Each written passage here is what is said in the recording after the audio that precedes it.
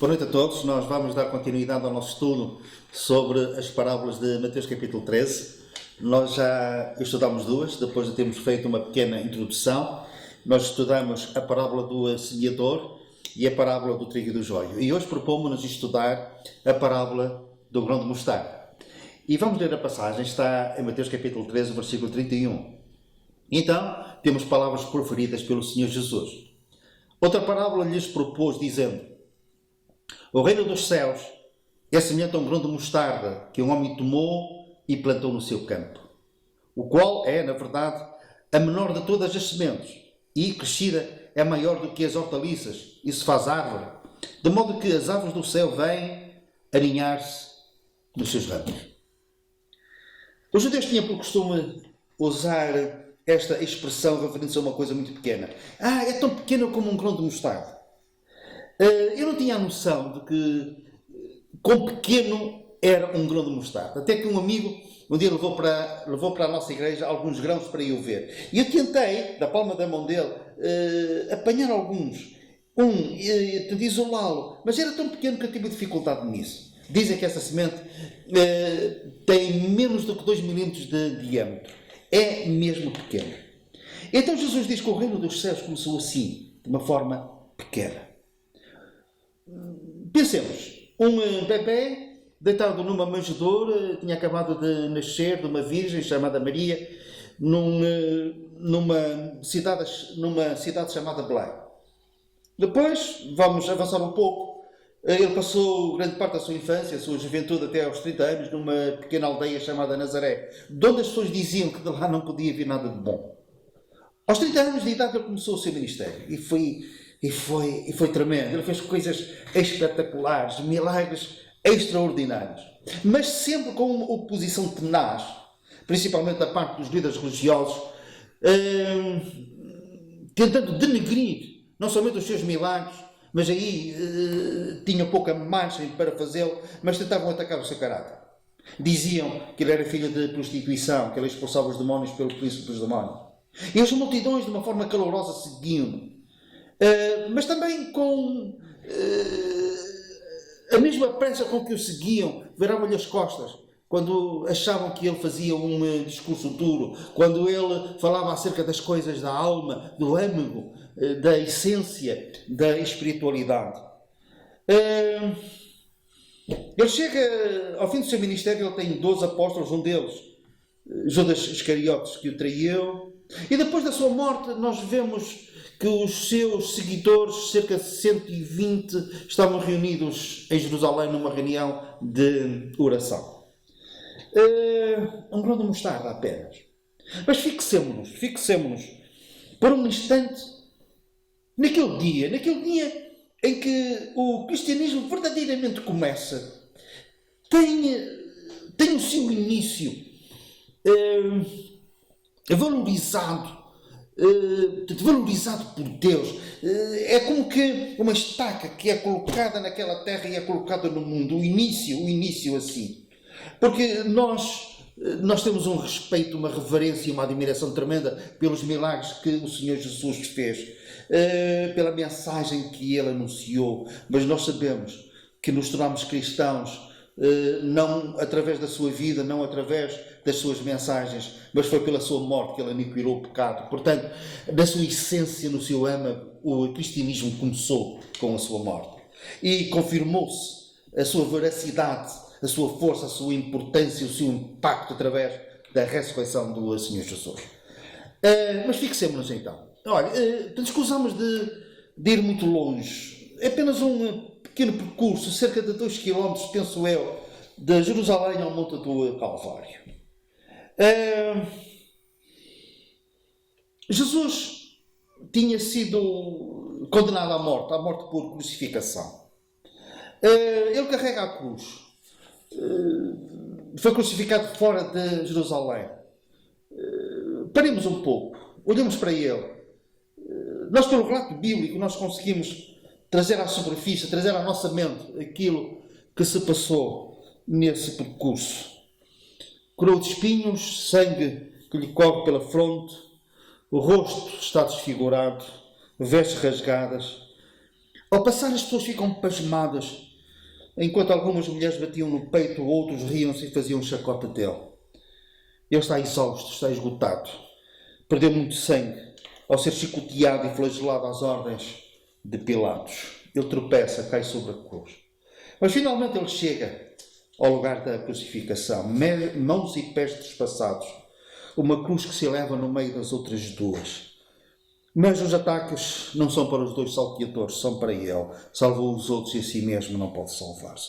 Ao fim de 6 horas, ela entrega o espírito ao Pai e expirou. Foi sepultado. Não somente é um grão de trigo que cai na terra, mas é um grão de mostarda, pequeno, muito pequeno. Mas ao fim de 3 dias ele ressuscita e começa, e então o reino de Deus está entre os homens. E este reino de Deus vai crescendo. E há conversões, depois aos milhares. E nós vemos que cada dia Deus acrescentava à igreja aqueles que sabiam de salvar. E o apóstolo Paulo, mais tarde, ele fala acerca do Evangelho da Graça. E no capítulo 1, versículo 23, ele diz: este Evangelho que ouvistes e que foi pregado a toda a criatura debaixo do céu, e do qual eu, Paulo, me tornei ministro.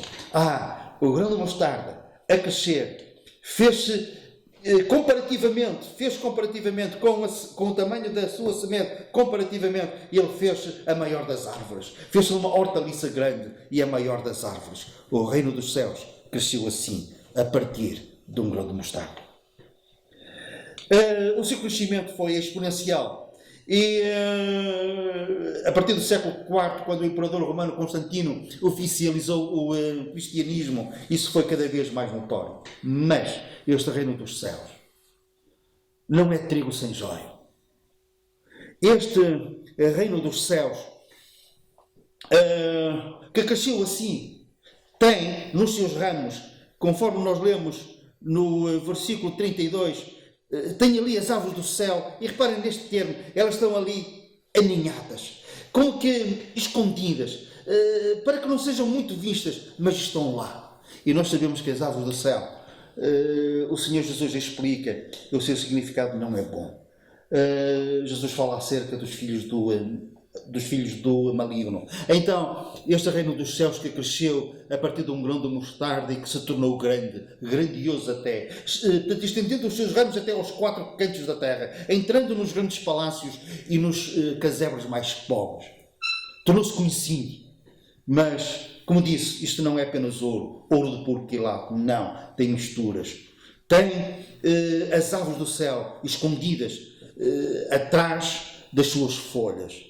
E aos olhos de Deus nós sabemos que o Senhor olha para esta cristandade e consegue distinguir, separar o trigo do joio.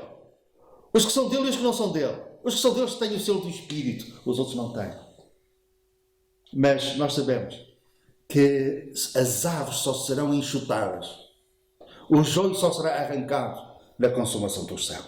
Até lá há uma convivência nesta cristandade entre os santos, os justos, os ímpios e os injustos. Mas aos olhos de Deus, o Senhor, conforme disse, o Senhor consegue apartar. E isto tornou-se uma realidade e é espelhado naquilo que nós lemos acerca da grande Babilónia, a mãe de toda a prostituição espiritual. E então nós lemos em Apocalipse capítulo 18, caiu a grande Babilónia e se tornou morada de demónios, covil de toda a espécie de espírito imundo e esconderijo de todo o género de ave imunda e detestável. Cá temos a grande Babilónia, a grande cristandade, mas entre outras coisas, nela estão aves imundas, aninhadas, escondidas, atrás das suas folhas, seguras nos seus ramos. Por isso é que o Senhor diz, desta grande cristandade, e acerca desta grande cristandade, sai dela, povo meu, para que não sejas participante dos seus flagelos. Estas aves, nós sabemos, que um dia serão enxutadas, como também Abraão enxutou as aves que queriam comer a carne do sacrifício que ele ofereceu ao Senhor depois daquela promessa de que ele iria herdar a terra prometida. As aves serão enxutadas e depois ficará apenas a grande árvore, o grande cristianismo, o cristianismo bíblico, o cristianismo sem joio. É aquele cristianismo que veio que veio deste grão de mostarda e depois será purificado um dia. Duas aplicações práticas.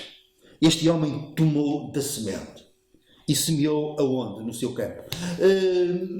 Num outro evangelho nós vemos que ele semeou na sua horta. O semeador saiu a semear. Este homem pegou na semente e semeou. É uma atitude proativa. É preciso termos iniciativa para fazermos a obra de Deus. É necessário pegarmos na semente que o Senhor nos dá. O Senhor dá a semente ao que semeia. Lemos numa das epístolas do apóstolo Paulo. Onde é que ele semeia? No seu campo, na sua horta. Ele tinha um campo dele. Ele tinha um espaço que era apenas dele. No reino de Deus nós temos o nosso espaço, nós temos o nosso campo, a nossa horta, e é ali que devemos de lançar a semente. É ali que nós devemos fazer a lavoura de Deus. O Senhor tem um espaço e um ministério para cada um de nós. E se nós não cultivarmos o nosso campo, as ervas daninhas vão invadir esse lugar. As silvas vão tomar conta dele. A pergunta é como está a nossa horta. Segunda aplicação e última. Não desprezemos as coisas pequenas. O dia das coisas pequenas. A obra de Deus continua a fazer-se um pouco aqui e um pouco ali. E não ansiemos coisas grandes. O Senhor pode nos dar coisas grandes, mas as coisas grandes, por regra, começam sendo umas coisas pequenas. Continua a ser verdade. Se formos fiéis do pouco, sobre o muito o Senhor nos vai colocar. Cultivemos a nossa horta, o nosso campo. E aí semeemos trigo. Aí semeemos as sementes pequenas do nosso compromisso, da nossa fé, da nossa crença, da nossa esperança. E quem sabe se nós teremos o gosto, o prazer e a alegria de vermos esse ministério a crescer, a sermos uma bênção para os outros, uma bênção no meio do povo de Deus, mesmo correndo o risco de haver aves que semeiem ali, onde elas vão ser enxutadas, e ficará apenas a árvore grande que começou numa coisa pequena.